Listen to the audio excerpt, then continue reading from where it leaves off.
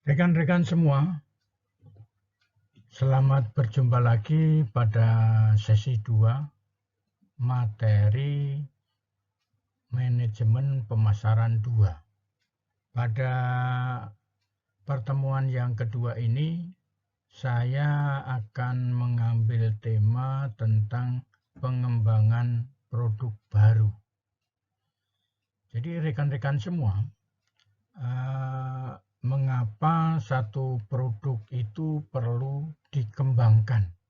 Pada pertemuan yang pertama kemarin kita sudah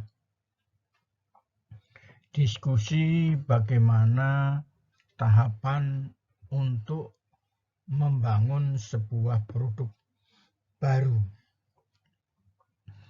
Sekarang kita akan berbicara bagaimana kita mengelola dan merancang satu produk baru tersebut.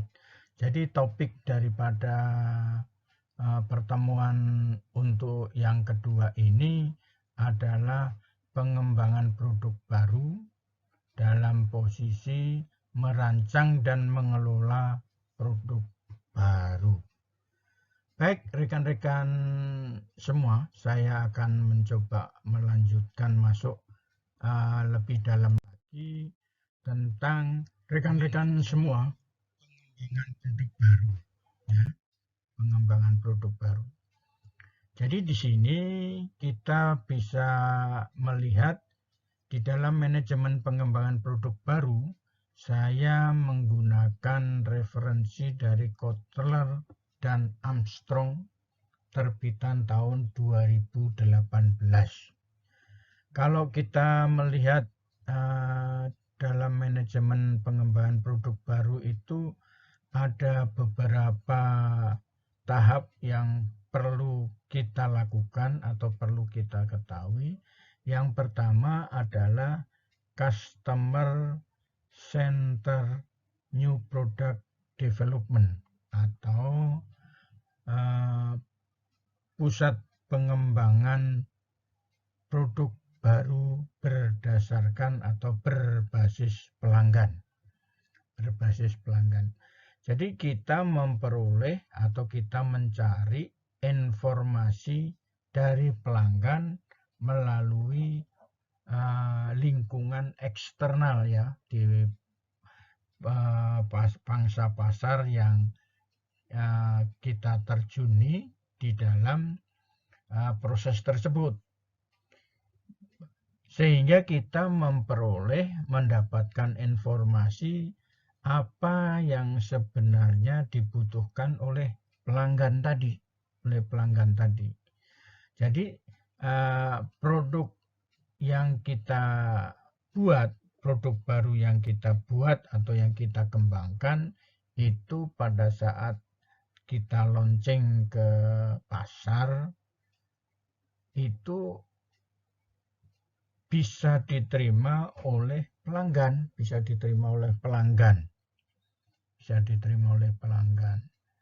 Kemudian bagaimana kita memperoleh informasi dari pelanggan tersebut? Tentunya kita harus mempunyai tim yang memang dibangun atau dibuat untuk mengembangkan produk tadi. Jadi kita buat satu tim yang bertugas mulai menyiapkan informasi pasar sesuai keinginan pelanggan sampai ke membuat satu sistem pengembangan produk baru sekaligus mengetahui atau menganalisis bagaimana suatu life cycle produk itu berlangsung atau yang akan dialami. Setelah kita membangun satu tim base tadi, tim base tadi adalah tim kerja tadi bertanggung jawab sepenuhnya terhadap kesuksesan produk baru tersebut. Mulai dari yang tadi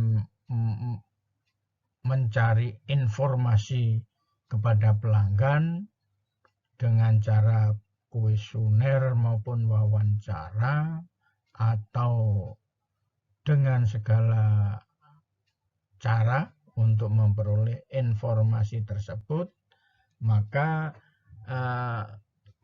setelah kita memperoleh informasi tersebut, dibuat satu model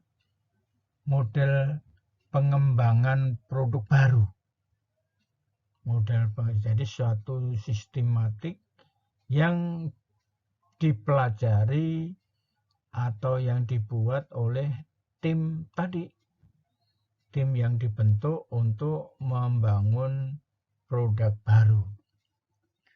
Sehingga di dalam diskusinya tadi, umpamanya kita memerlukan sebuah desain yang baru, atau membuat warna baru, atau membuat segala macamnya, ya diserahkan kepada hasil informasi yang diperoleh dari pelanggan tadi. Jadi artinya di dalam membangun satu produk baru itu kita tidak boleh mengarang, ya kan? Tidak boleh mengarang. Jadi kita sesuaikan dengan keinginan pelanggan. Ditambah dengan adanya jadi konsep yang dibikin untuk membuat satu produk yang baru itu dasarnya adalah keinginan pelanggan. Jadi di dalam satu sistematik pengembangan produk baru tadi, kita harus membuat satu proses dari awal sampai menghasilkan satu produk baru tadi. Baik, rekan-rekan semua, kita lanjutkan lagi dengan adanya life cycle product tadi, life cycle product. Jadi kita tahu bahwa untuk membangun suatu produk itu akan mengalami 5 tahapan. Yang pertama adalah tahapan pengembangan produk baru tadi, sehingga yang tadinya produknya itu sudah mulai menurun, dikembangkan lagi. Sehingga diperkenalkan produk tadi, bahwa kita sudah mempunyai produk baru. Di dalam produk baru tadi, karena sudah melalui satu konsep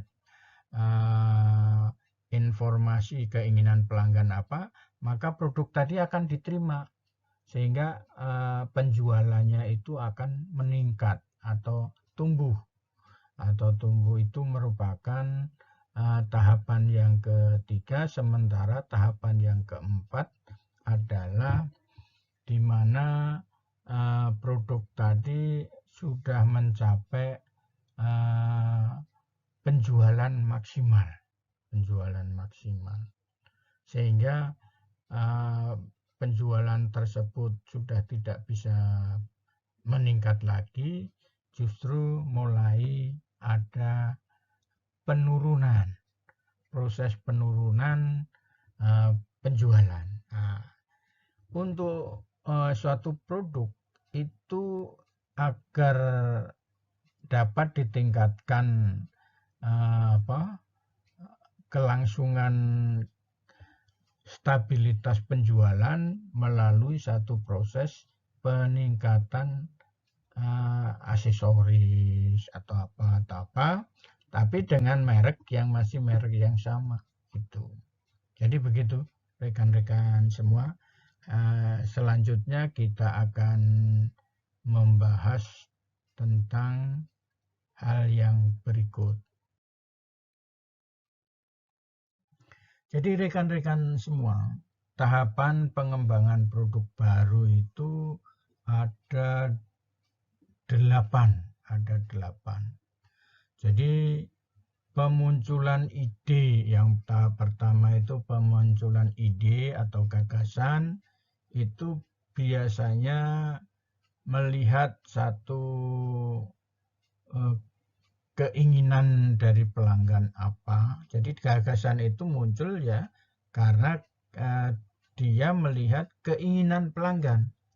Jadi bisa juga ada muncul secara tiba-tiba dari tim pengembangan produk baru tadi. Atau bisa juga dari pemilik perusahaan yang mempunyai ide. Jadi ide itu bisa muncul dari mana saja. Baik itu internal tim, internal perusahaan, ataupun dari eksternal. Sehingga ide tadi akan diolah menjadi satu masukan. Dari tahap yang kedua adalah penyaringan ide. Jadi dari ide yang banyak masuk tadi dilakukan penyaringan. Contohnya umpamanya kita membangun satu kendaraan, banyak ide yang masuk.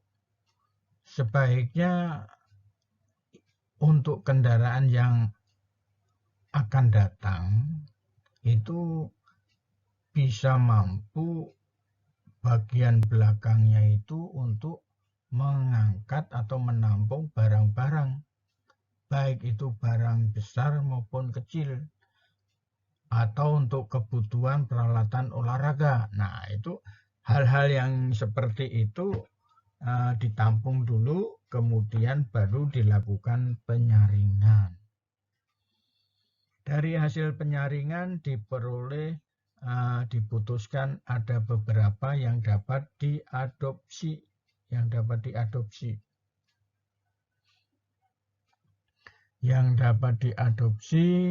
Sehingga langkah selanjutnya di langkah ketiga, di tahap yang ketiga,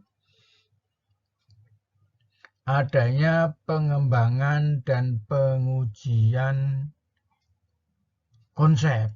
Nah, jadi dari hasil penyaringan ide tadi akhirnya dibuat satu konsep, satu model ya, satu model daripada ide-ide yang dapat dilakukan oleh tim tadi. Begitu rekan-rekan. Setelah melakukan pengembangan kujian konsep, maka dilanjutkan dengan pengembangan strategi pemasaran. Jadi pengujian konsep tadi sudah menjadikan satu ide daripada konsep produk yang baru. Kemudian dari pengembangan yang tadi itu untuk strategi pengembangannya harus dilakukan seperti apa? Jadi pengembangan strategi pemasarannya juga harus mulai dipikirkan. Strategi pemasaran tadi ini contohnya dia mau dijual di segmen pasar yang mana? Apakah segmen pasar atas, menengah, atau bawah? Jadi perlu disesuaikan. Pengujian konsep tadi perlu disesuaikan dengan strategi pemasaran. Selanjutnya pada tahap yang kelima itu adalah analisis bisnis. Analisis bisnis tadi itu perlu dikembangkan atau dilakukan dalam rangka bisa menggunakan analisis SWOT matrix, kemudian bisa juga menggunakan analisis Boston Consulting Group ataupun analisis daripada General Electric Analysis. Nah, itu maksudnya. Jadi kalau produk nanti itu sudah jadi, itu mau dijual ke segmen apa dengan melihat satu analisis bisnis yang sudah dilakukan. Selanjutnya pada tahap yang ke-6 itu dilakukan pengembangan produk. Pengembangan produk yaitu konversi ide. Pada saat sudah ditentukan tadi ada terjadi keinginan pasar atau melihat pasar, perkembangan pasar. Sehingga yang sudah terbentuk itu bisa dilakukan satu konversi. Sehingga produk yang terjadi nanti adalah produk yang benar-benar diinginkan oleh pelanggan. Selanjutnya kita membuat satu masterpiece ya. Dibuat satu masterpiece untuk melakukan pengujian pasar. Itu pada tahap yang ke-7 adanya pengujian pasar. Kita membuat produk masterpiece untuk dipamerkan atau diuji cobakan. Bagaimana komentar atau masukan daripada konsumen.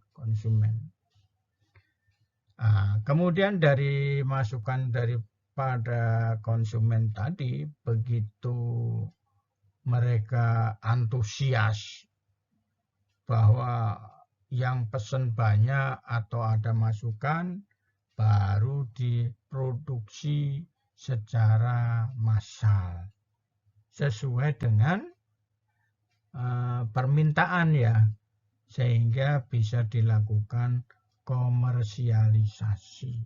Begitulah rekan-rekan untuk yang diskusi sampai tahap ini. Mari kita lanjutkan ke hal yang baru.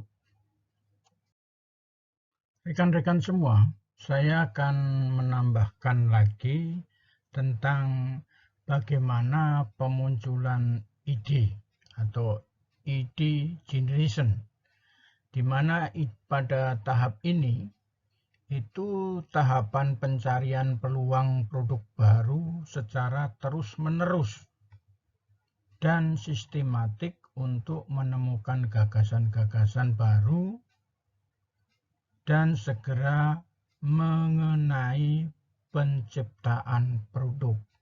Jadi pada saat kita punya ide, maka segera tuangkan dalam bentuk coretan atau tulisan. Karena biasanya ide itu muncul sekejap. 1-2 menit kemudian kalau enggak kita segera tindak lanjuti dengan cara kita menuliskan dalam satu catatan atau apa, itu bisa lupa dan hilang. Maka yang paling baik dengan adanya ide tadi, maka perlu dilakukan satu tindak lanjut, yaitu segera mencatat ide yang baru muncul tadi. Contohnya yang bisa dilakukan berupa brainstorming. Brainstorming itu ada satu kelompok kecil yang distimulasi gagasan. Jadi seorang pimpinan tim pengembangan produk baru dengan tim kecilnya itu diberikan satu stimulasi gagasan. Mereka mencoba mengembangkan stimulasi gagasan tadi. Kemudian melakukan analisa atau atas produk yang sudah ada. Jadi produk yang sudah ada itu perlu dikembangkan seperti apa. Nah, untuk pengembangannya itu tentunya untuk pada awal saat ini membutuhkan masukan-masukan yang bisa diberikan dari survei lapangan ya, survei pasar. Kemudian bisa juga melalui survei konsumen tadi. Jadi untuk pemunculan ide itu bisa dilakukan secara brainstorming, kelompok kecil, bisa juga pengembangan produk yang sudah ada, kemudian masukan daripada pelanggan melalui survei konsumen. Jadi itu rekan-rekan. Jadi ide itu bisa muncul dari mana saja, ya, dari mana saja. Nah, kemudian oleh siapa saja, Biasanya ide-ide itu muncul kalau akan didengar bila yang punya ide itu adalah seorang pimpinan atau pimpinan mendapat masukan. Nah, itu bisa menjadi terlaksana. Baik, mari kita lanjutkan lagi, yaitu bagaimana adanya 7 ways to draw new idea from your customer, yaitu 7 jalan bagaimana menggambarkan ide dari pelanggan kita. Jadi yang pertama, kita melakukan observasi bagaimana pelanggan tadi menggunakan produk kalian atau produk kita. Jadi bagaimana kita mencoba mengetahui produk yang dibeli oleh pelanggan itu digunakan untuk apa. Kalau contohnya produknya adalah kendaraan bermotor, baik berupa mobil atau motor, maka produk yang kita jual kepada mereka atau yang mereka beli itu mereka gunakan untuk apa. Jadi ada sekarang ini kendaraan bermotor itu bisa dijadikan taksi online atau ojek online. Nah, itu. Jadi untuk posisi-posisi seperti itu bisa memperlihatkan bagaimana bentuknya yang akan kita kembangkan berikutnya. Kemudian yang kedua, bisa bertanya kepada pelanggan apa yang terjadi atau ada masalah apa dengan produk yang mereka beli. Jadi di sini kembali sebagai contoh, kalau kita pelanggannya membeli motor, maka apa yang kendala yang muncul di dalam kendaraan tersebut.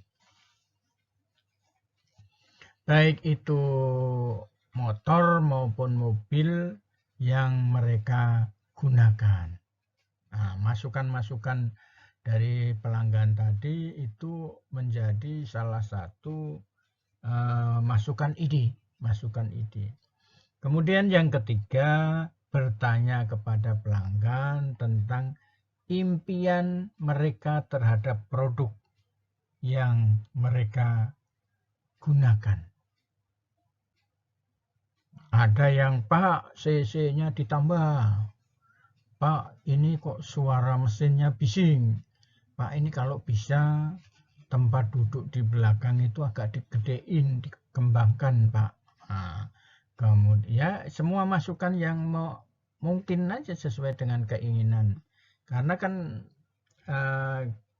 sebagai produsen kita itu tidak mengetahui secara menyeluruh apa yang diinginkan mereka. Nah, itu makanya perlu menggali terhadap keinginan lebih dari pelanggan terhadap produk yang mereka beli. Kemudian yang keempat, menggunakan pelanggan sebagai agen penasihat untuk memberi komentar tentang perusahaan kita, tentang ide dari perusahaan. Jadi kita memanfaatkan komentar atau komen dari pelanggan akan memberikan satu komen tentang kita punya ide tadi. Punya ide membuat suatu produk. Jadi ide sudah ada, ditanyakan kepada pelanggan. Kemudian kita juga pada saat ini menggunakan website yang dilontarkan tentang ide baru tersebut. Jadi peran daripada website ini bisa sangat strategis ya. Kenapa? Karena kita dengan menulis tadi, kemudian memberikan link URL-nya kepada para pelanggan yang tinggal membuka website, tinggal membaca, atau tinggal melihat video. Kemudian yang keenam adalah kita membuat satu form, sebuah brand community atau komunitas merek yang antusias diskusi tentang produk kita. Jadi contohnya gini, kalau di pasar konsumen itu ada namanya komunitas mobil putih, ya kan? Komunitas Honda, komunitas Toyota, dan komunitas yang lainnya. Nah, ini komunitas-komunitas yang seperti ini, yang antusias ini perlu dijaga. Kalau perlu disupport. Yang mengadakan sekali-sekali dari pihak perusahaan, memberikan sponsor. Itu adalah salah satu jalan daripada bagaimana menggambarkan ide baru kepada pelanggan.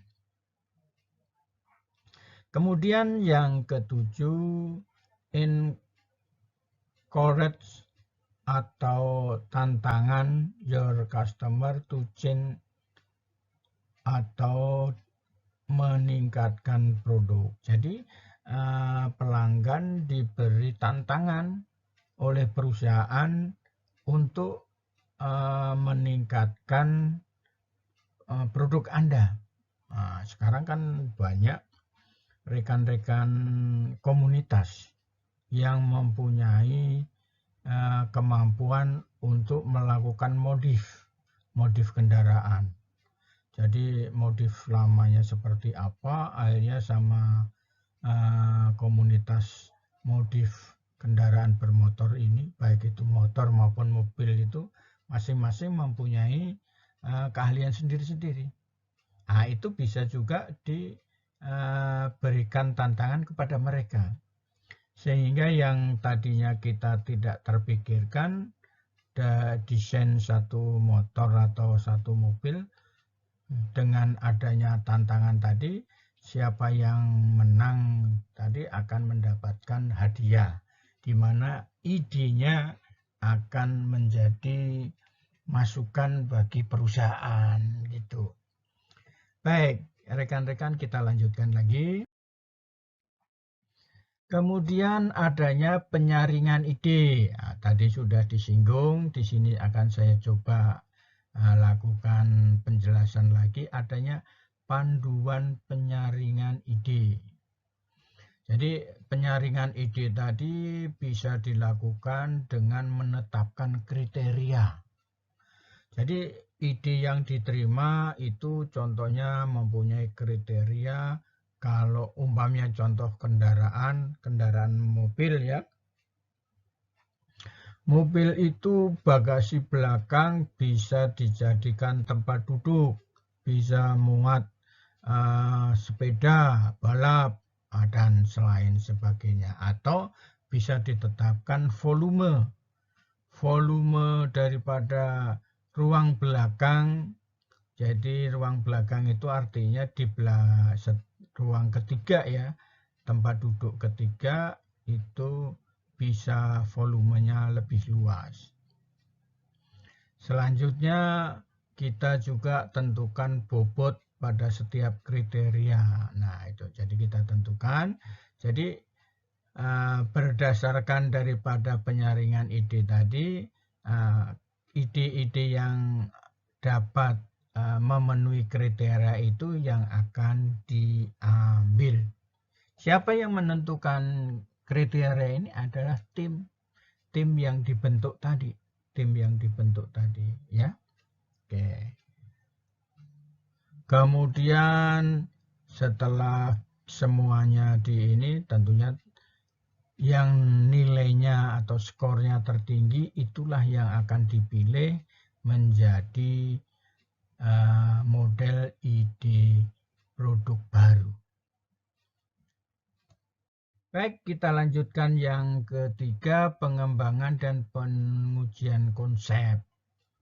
Jadi menyajikan konsep produk kepada konsumen dan mencoba mengukur sikap dan ketertarikan konsumen atas konsep awal pengembangan produk. Jadi di sini artinya perusahaan mengukur minat konsumen. Jadi seperti tadi sudah saya singgung, perusahaan itu membuat masterpiece dulu. Nah, dari masterpiece tadi itu di soft launching kepada konsumen, bagaimana minat konsumen, bagaimana masukan konsumen. Jadi dari situ tim akan memperoleh masukan, informasi dari pelanggan langsung, Selanjutnya dari proses pengukuran tadi, maka meminta konsumen yang potensial untuk berinteraksi terhadap sketsa gambar atau deskripsi tertulis yang menggambarkan produk yang akan dikembangkan. Jadi di sini ditekankan kepada konsumen yang potensial. Konsumen potensial itu seperti apa? Konsumen potensial adalah orang-orang yang sudah membeli produk. Dan dia dalam perawatan segala macamnya itu sudah masuk di dalam proses prosedur yang sudah ada. Sebagai contoh, komunitas kendaraan itu juga merupakan konsumen yang potensial. Baik, kita lanjutkan lagi. Bahwa pengembangan strategi pemasaran itu ada beberapa tahap. Yang pertama, bagian pertama, kemudian bagian kedua, dan bagian ketiga. Nah, yang bagian pertama tadi itu adalah ukuran pasar, struktur pasar, tingkah laku pasar, sasaran, penempatan produk yang telah direncanakan, kemudian penjualan, bagian pasar, serta sasaran keuntungan. Jadi di bagian pertama tadi adalah ini berupa perencanaan ya, perencanaan pengembangan produk baru. Sementara yang di bagian kedua di sini adalah bagaimana strategi pemasaran yang akan dilakukan. Menentukan strategi harga, strategi distribusi, biaya pemasaran selama tahun pertama. Jadi rekan-rekan mahasiswa semua, di sini kita di bagian kedua ini sudah bicara tentang strategi pemasaran yang akan digunakan seperti apa, bagaimana menentukan harga yang dasarnya apa, itu di dalam strategi penentuan harga. Kemudian selanjutnya bagaimana produk itu bisa sampai ke pembeli, strategi distribusi, kemudian biaya pemasaran. Jadi pihak perusahaan juga sudah memikirkan strategi pemasarannya 1 tahun pertama. Jadi pemasaran pada 1 tahun pertama ini merupakan pemasaran yang paling tinggi biayanya karena harus ada proses pengenalan kepada khalayak. Kemudian bagian yang ketiga, penjualan jangka panjang yang direncanakan. Jadi di bagian 3 ini sudah berbicara perencanaan penjualan jangka panjang. Yang selanjutnya masih di bagian 3 ini adalah sasaran keuntungan. Jadi kita jual, untungnya berapa yang akan kita peroleh ini sudah ditentukan. Kita harus untung umpamanya 5% sampai 10%. Kemudian strategi bauran pemasaran. Jadi kita melihat strategi bauran pemasaran yang ada pada saat ini seperti apa yang perlu dikembangkan pada saat kita launching produk baru. Kita lanjutkan rekan-rekan semua, di mana kita pada bisnis analisis atau analisis bisnis ini untuk menguji kelayakan finansial dan bisnis dari konsep pengembangan produk baru. Kita lihat proyeksi permintaan pasar. Jadi permintaan pasarnya bagaimana? Tadi sudah saya singgung, bisa dilakukan dengan menggunakan analisis SWOT matrix atau SWOT diagram. Kemudian bisa juga dengan menggunakan BCG atau Boston Consulting Group matrix. Bisa juga dengan menggunakan General Electric matrix. Ini kita bisa mengetahui tentang proyeksi permintaan pasar, perkiraan biaya produksi, peta persaingan. Kita bisa menggunakan hal itu. Kita lanjutkan tentang produk development atau pengembangan produk. Di sini ada konversi ide produk baru menjadi bentuk fisik. Pengembangan produk itu dari ide tadi menjadi fisik. Kemudian identifikasi pola strategi pemasaran yang akan diterapkan. Jadi apa-apa saja yang perlu dipahami di dalam pengembangan produk itu, yaitu satu, produk konstruk. Produk konstruk itu konstruksi produk. Konstruksi produk itu kalau bicara keilmuannya adalah variabel-variabel yang dibutuhkan oleh produk tadi. Kemudian bagaimana cara packagingnya, pengemasannya. Jadi kemudian pemilihan merek atau brand selection dan brand positioning. Jadi brand positioning itu posisi merek itu kalau dijual di pasar seperti apa? Apakah di level high level, middle level, atau di low level? Ini kita perlu tahu. Kemudian ada hal yang perlu dilakukan, dipersiapkan adanya testing atau test drive kalau kendaraan atau uji coba. Nah, itu perlu juga sudah dipikirkan dalam pengembangan produk. Baik, selanjutnya kita lanjutkan yang market testing atau pengujian pasar. Dari observasi perilaku pelanggan secara aktual itu seperti apa, ya. Kemudian reaksi pesaing dengan munculnya produk kita, ini kita harus melakukan observasi tentang reaksi pesaing. Apakah dia tertawa, apakah dia menjerit, atau dia melawan. Nah, itu atau meremehkan. Nah, itu menjadi masukan bagi kita yang sangat berharga.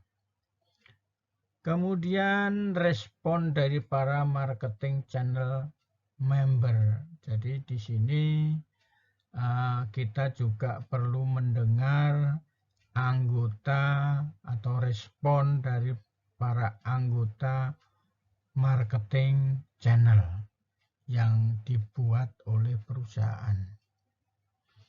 Kemudian tujuan untuk mengevaluasi kinerja produk dan efektivitas program pemasaran secara terbatas sebelum full scale introduction. Nah, jadi ini untuk mengetahui pengembangan pasar selanjutnya ya dalam proses introduction product.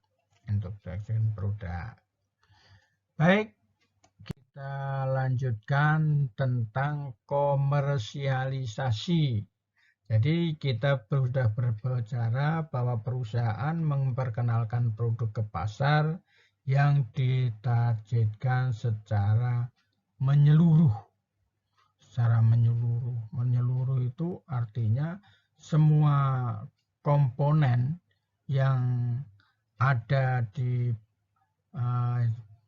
bisnis itu akan sudah diperhitungkan semua. Sehingga produk itu dijual di pasar itu sudah dapat ditentukan. Harganya berapa? Yaitu di situ bisa kecepatan penerimaan konsumen dan para distributor. Itu menjadi salah satu perhitungan. Kemudian intensitas distribusi. Selanjutnya kemampuan produksi, efektivitas promosi, strategi harga, dan reaksi pesaing.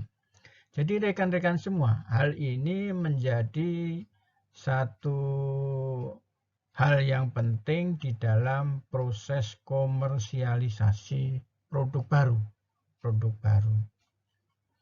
Kita lanjutkan lagi untuk sesi berikutnya. Terima kasih, mudah-mudahan video ini bermanfaat. Salam sukses.